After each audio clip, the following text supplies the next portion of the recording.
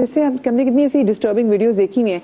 मैं जरा सरगोदा की जरा केस के हवाले से मैं जरा बात करना चाहूंगी। उसके बाद मैं डीएसपी मनीषा साहिबा के पास भी आऊंगी। मेरे हमारे नुमाइंदे नदीम खान हमारे साथ मौजूद हैं। नदीम, ये बताइएगा सबसे पहले कि मुंतहा केस में अभी तक क्या तहकीकात हुई हैं?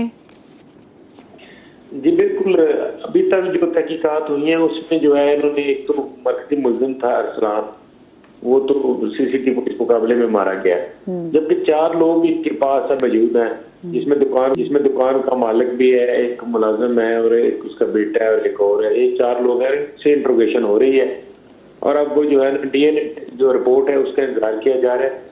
उसके बाद जो है फिर वो इसके ऊपर कार्रवाई होगी।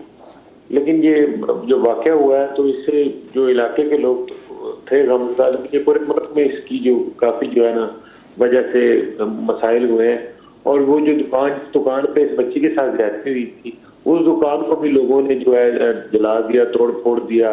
फिर बाद में पुलिस ने उस दुकान को आके वहां पे दीवार बनवाई और वहां पे पुलिस खड़ी की। क्योंकि ये वाकया जहाँ पे हुआ है, इस दुकान के बिल्कुल 2 दुकानें छोड़ के 7 बच्चे का घर है।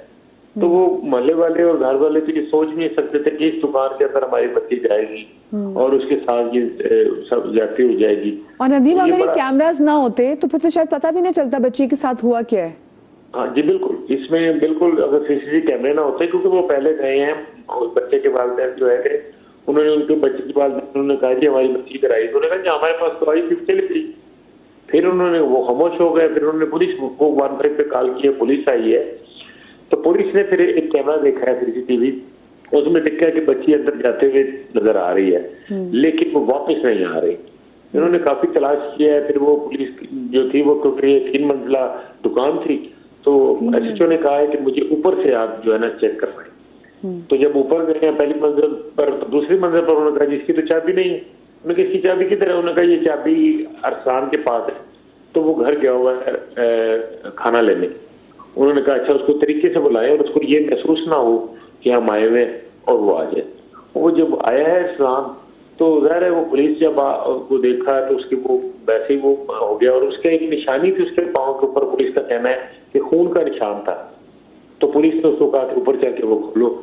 वो फिर पुलिस को ऊपर सबसे ऊपर वाली मंजिल पे ले गया। तो वहां पे थोड़ा सा पुलिस ने जब उससे पूछताछ की तो उसने बताया कि ये बोरियों के नीचे जो स्टोर है इसके नीचे वो बच्ची की लाश पड़ी है और मैंने इसके साथ इसको मारा है। वो जो होता है ना कटर, घी का क्लस्टर काटने वाला, उसके साथ। तो ये फिर वहां तो इससे बड़ा सबूत ही कोई था, पर वो बड़ा वाकया हो गया। और अच्छा हुआ कि उसको पकड़ के बड़ी तौर पर पुलिस ले गई। अगर उसको ना पकड़ते तो हो सकता है लोग हो जाते, पिछाल में आ जाते, इस तरह बड़ा वाकया हो जाता, ज्यादा नुकसान हो जाता।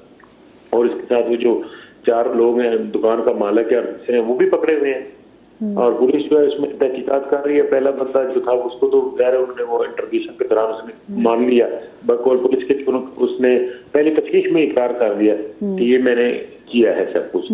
4 बाकी जो मुलजिम है, जबकि वो जो वर्षा है उनका कहना है कि इनमें जो 4 जो लोग हैं वो भी शामिल है। ज़ाहिर है अकेला इस्लाम ये कैसे कर सकता है, इतनी बड़ी दुकान है, वो 3 मंजिला दुकान है बिल्कुल।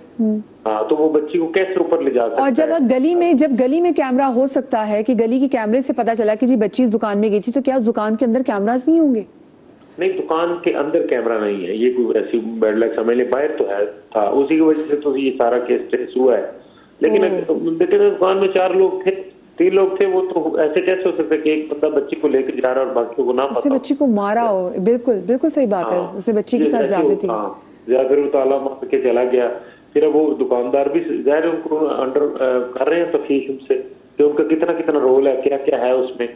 वालिदैन तो कहते हैं कि हमारा एक और भी इसमें मुलजिम है, इनका एक साथी है, लेकिन अब पुलिस इंटरोगेशन कर रही है। तो डीएनए टेस्ट की रिपोर्ट आ जाए उससे भी, और मजीद इनसे पूछताछ की जा रही है, जो भी है इसमें जिम्मेदार उनके खिलाफ जो है कार्रवाई की जाएगी। सही, ठीक है, बहुत शुक्रिया नदीम। क्योंकि देखिए हम सब जानते हैं कि जो डीएनए की जो रिपोर्ट्स है ना, एक तो उसमें जरा टाइम लगता है, तो डीएनए की रिपोर्ट्स आने में मुझे मनीषा साहब आप ये बताइएगा, जैसे इससे पहले हमने जो केस के हवाले से बात की जिसमें वो जो घर में काम करने वाली घरेलू मुलाजमा जिसके साथ ज्यादती कई महीनों से होती आ रही